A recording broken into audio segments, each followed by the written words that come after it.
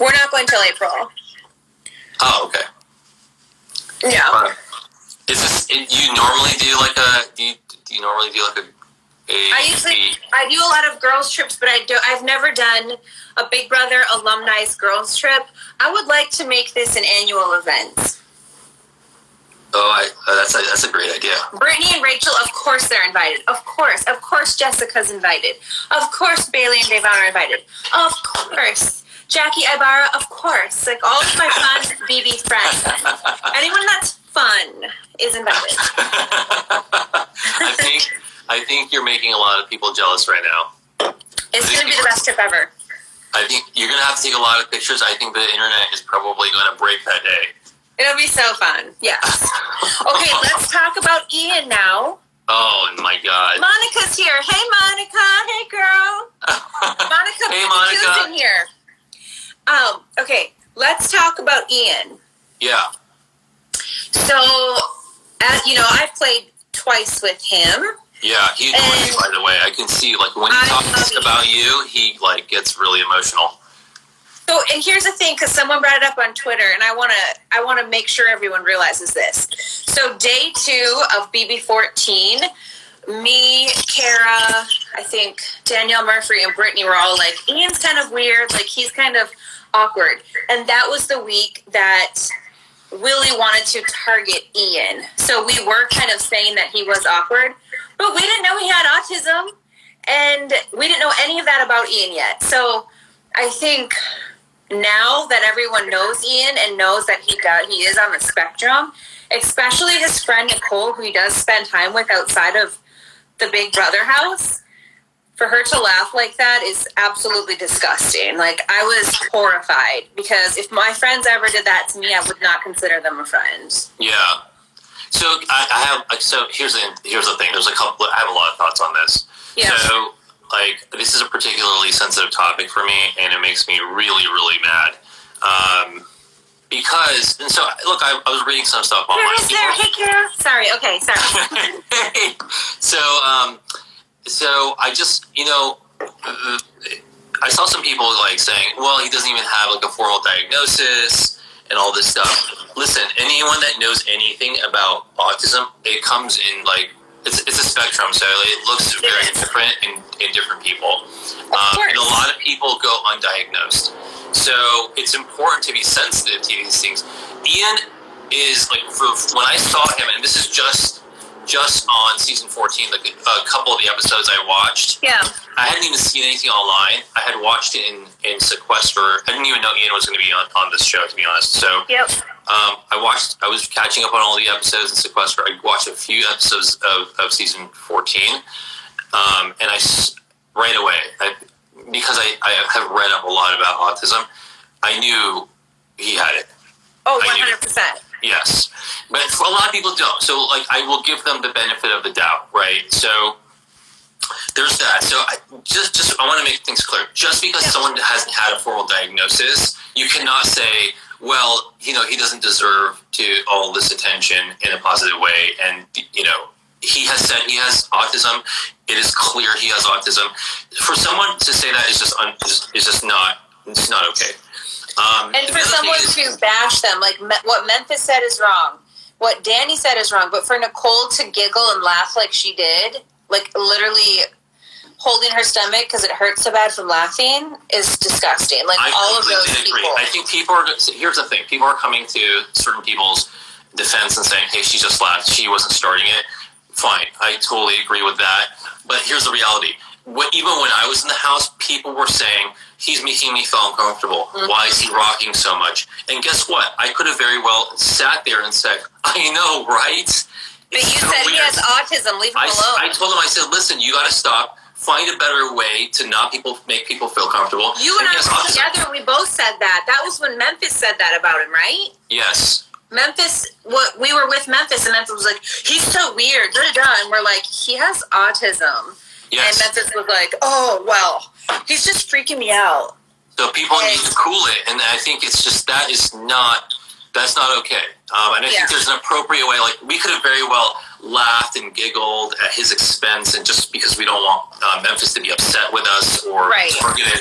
But honestly, there comes a point where you have to draw a line. That's how I am.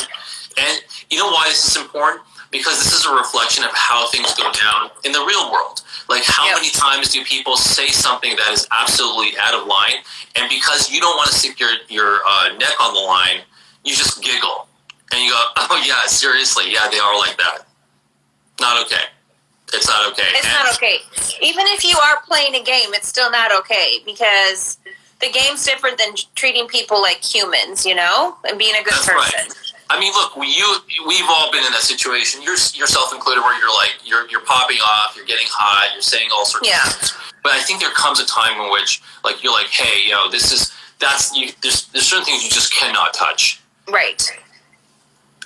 And so I had extensive conversations with Ian about this topic, and I told him before I left the house, I said, never allow anyone to badmouth you, laugh at you. No way. And I know you said that to him all the time.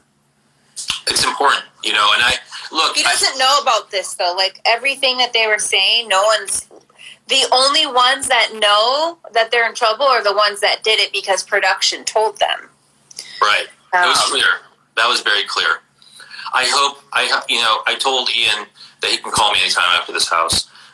This game's over and he gets out of the house. And so I really meant that. Like, the thing is, again, people have different experiences with autism. I've never been diagnosed, but after reading about it, I have strong reasons to believe that I am on the spectrum as well. There's a number of things that, you know, you just don't know. Like, when I came on BB6, like, I was extremely introverted. I was afraid of my own shadow.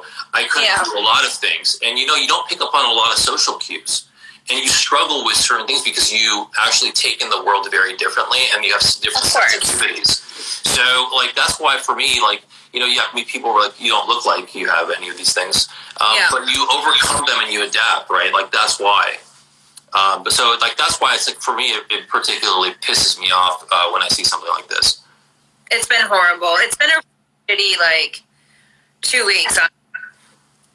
Well, and look, I hope people are just a little bit more sensitive. Like, every time you see that nerd who's different, or, you know, they could be on the spectrum. Like, don't treat them bad. Don't beat them up. Don't bully them. Like, that's it. You know, that's it. Mm-hmm. What else you got? So I've got 3 questions here. One of the fans wants to know, before we did the show, what would have been our ultimate all-star cast? Who would we want to play with? New and old school. Like, who would we thought of, like, been like, yes, I want to play Big Brother with this person. Okay, I have 5. My 5, you tell 5. I'm going to go first. Okay, but they're probably going to overlap, so we'll see what happens. Okay, go ahead. We can't say each other, because that's our... Oh, God. Okay, Daniel Reyes, Dan Giesling, who else? Will, obviously, Boogie, why not? And why not? Why not? Put this up, Marcellus. He should have been the gay. Oh, Marcellus, what a big personality, man. He would have been amazing. Yeah. Super old school players, very good at the game, all of them. Yeah.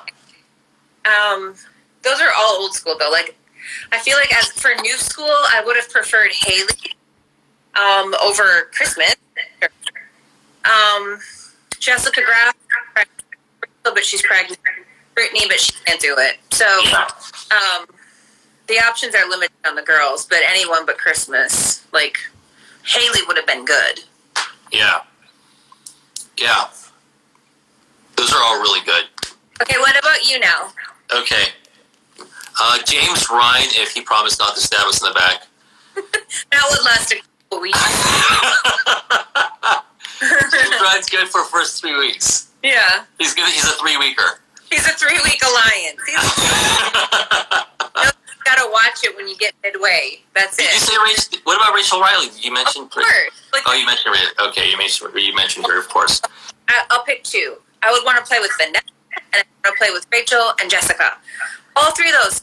I've already played with Brittany. I should never do it again. But, like, Vanessa and Rachel and Jessica, Vanessa, whatever. Yeah. those three would be amazing to have on. It would be incredible. They're strong enough. Like, it wouldn't be the guys plowing through the house. Yeah. Yeah, it's really that's awesome. I love that you picked such like strong women because I think like you want to see them really just kind of, they have to be a lot more glued together. I hate seeing women turning against each other because there's always like one or two that feels a little not like they don't feel strong enough to feel like, hey, I want to be the first one to go appease the men, so I'm going to go tell them so I don't look